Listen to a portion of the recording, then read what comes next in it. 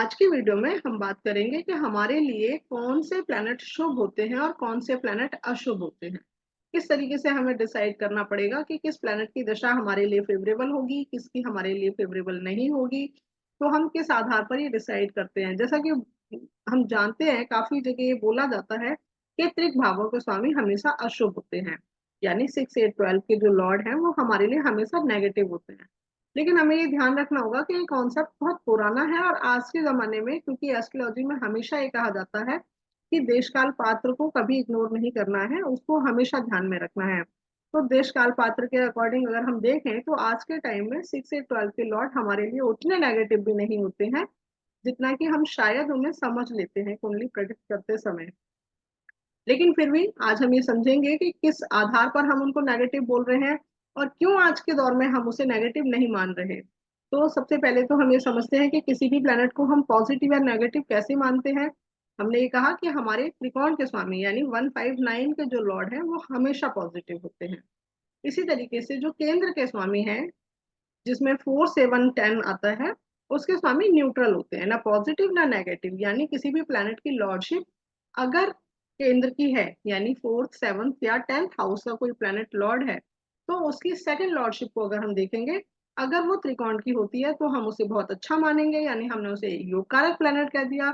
अगर उसकी दूसरी लॉर्डशिप जो है त्रिक भावों की होती है, 6 या 12 की होती है, यहाँ पे हम थर्ड हाउस को भी इंक्लूड कर सकते हैं, तो हम उसकी उसको नेगेटिव मानेंगे। यानी केंद्र का स्वामी होने के नाते हम उसे पॉजिटिव नहीं न्यूट्रल मानते हैं और उसकी दूसरी लॉर्डशिप के अकॉर्डिंग देखते हैं कि वो प्लैनेट पॉजिटिव है या नेगेटिव है। यानी सेकंड लॉर्डशिप उसकी अगर अशुभ भाव की हो गई तो वो प्लैनेट अशुभ हो गया, और अगर शुभ भाव की हो गई तो वो बहुत ज्यादा शुभ हो गया। और जैसा कि हमने कहा कि त्रिक भाव के स्वामी को हमने अशुभ माना और 2, 11 को हमने न्यूट्रल माना। तो इस तरीके से हमने ये कह दिया कि इन हाउसेस के लॉर्ड जो है हमारे लिए इस तरीके से काम करते हैं कि ये हमारे लिए पॉजिटिव प्लैनेट है, ये हमारे लिए नेगेटिव प्लैनेट है।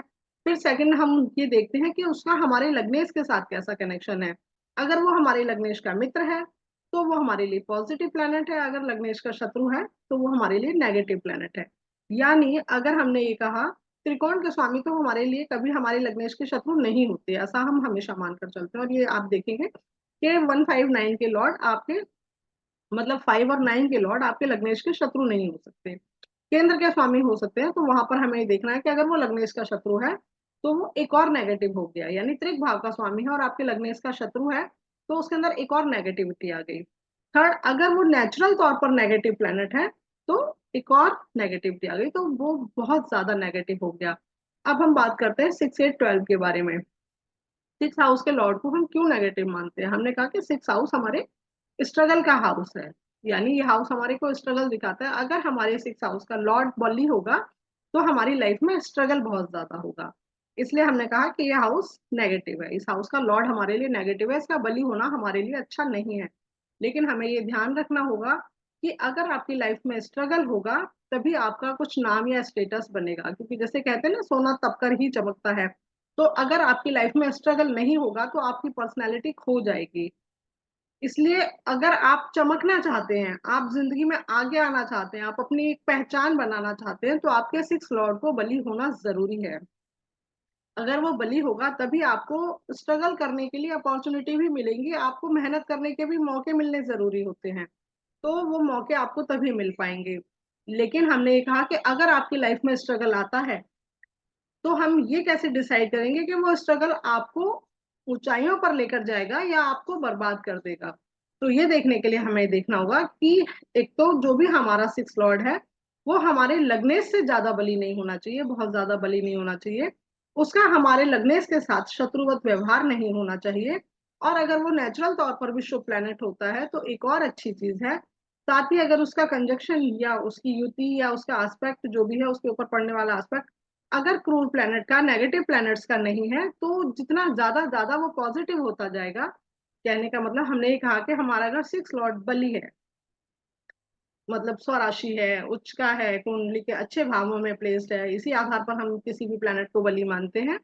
तो ऐसी कंडीशन में अगर हमारा लग्नेश भी बली है, उसका हमारे लग्नेश के साथ अच्छा व्यवहार है, वो नेचुरल तौर पर शुभ प्लैनेट है, उसके पास मेलेफिक प्लैनेट्स का आस्पेक्ट या कंजक्शन नहीं है, तो हम ये कहेंगे हमारी लाइफ का स्ट्रगल हमें बहुत ऊंचाइयों पर लेकर जाएगा, हमारी एक पहचान समाज के सामने बनवाएगा। यही ये सारी चीजें अगर हम उल्टी कर देते हैं, हम ये कहते हैं कि सिक्स लॉर्ड बलि है लेकिन हमारे लग्नेश का शत्रु है, नेचुरल तौर पर एक क्रूर प्लैनेट है और वो नेगेटिव प्लैनेट्स के कंजक्शन में है या एस्पेक्ट में है, तो हम ये कहेंगे कि आपकी लाइफ का स्ट्रगल, आप जीवन भर स्ट्रगल करेंगे लेकिन आपका वो स्ट्रगल आपको दिन पर दिन नीचे लेकर जाएगा। इसी तरीके से अगर हम एर्थ हाउस की बात करते हैं, तो एर्थ हाउस भी हमारे जीवन के अप एंड डाउन को दिखाता है। हमारी लाइफ में अचानक कुछ आ गया, अचानक कुछ चला गया, इस तरीके को दिखाता है। तो हमें यहाँ पर भी वही कॉन्सेप्ट यूज करना है। अगर हमारा एर्थ हाउस किसी भी मैलेफिक प्रभाव में नहीं है, उसका लॉर्ड भी हमारे लग्नेश का शत्रु नहीं है, नेचुरल तौर पर वो मैलेफिक प्लेनेट नहीं है, तो हमारी लाइफ में अचानक बहुत गेन्स होने की संभावना होती है, क्योंकि इससे हम अनसर्टेन मिलने वाला धन मानते हैं, अचानक मिलने वाली प्राप्ति मानते हैं। तो हम ये मानकर चलते हैं। हाँ, वो एक अलग चीज है कि उस धन के साथ कुछ ना कुछ कष्ट, कुछ ना कुछ पीड़ा जरूर आती है। तो हम ये मानकर चलते हैं कि हाँ, हम अगर उस पीड़ा को हम झेल सकते हैं, हम एक्सेप्ट कर सकते हैं, हाँ इस तरह की पीड़ा हमारे जीवन में आएगी, तो हम उस हाउस को अच्छा मानते हैं। इसी तरीके से ट्वेल्थ हाउस हमें मानते हैं बंधन होता है। जैसे कि हम जानते हैं ट्वेल्थ हाउस से हम जिन भी चीजों को देखते हैं, हम कहते हैं ट्वेल्थ हाउस से हम जेल देखते हैं, हॉस्पिटल देखते हैं, गुरु जी का आश्रम देखते हैं, विदेश देखते हैं, यानी घर से दूरी और किसी और के बंधन में रहना, हम इस हाउस को मानते हैं। इसलिए हमने कहा कि ट्वेल्थ हाउस बहुत नेगेटिव हाउस है। लेकिन अगर हम उस चीज को एक्सेप्ट करने के लिए तैयार हैं, जैसे हम विदेश की बात करें, अगर हम घर से दूर जाना ही चाहते हैं, हमारी इच्छा है घर से दूर जाने की, तो फिर हमारे लिए नेगेटिव हाउस नहीं है, वही कंडीशन रहेगी कि वो प्लेनेट, उस हाउस का जो लॉर्ड है वो हमारे लग्नेश का शत्रु नहीं होना चाहिए, नेचुरल मैलेफिक नहीं होना चाहिए। तो हमने सिर्फ इस आधार पर ये कह देना क्योंकि ये 6 8 12 के लॉर्ड हैं तो हमारे लिए नेगेटिव होंगे, तो वो हमारे लिए नेगेटिव नहीं होंगे।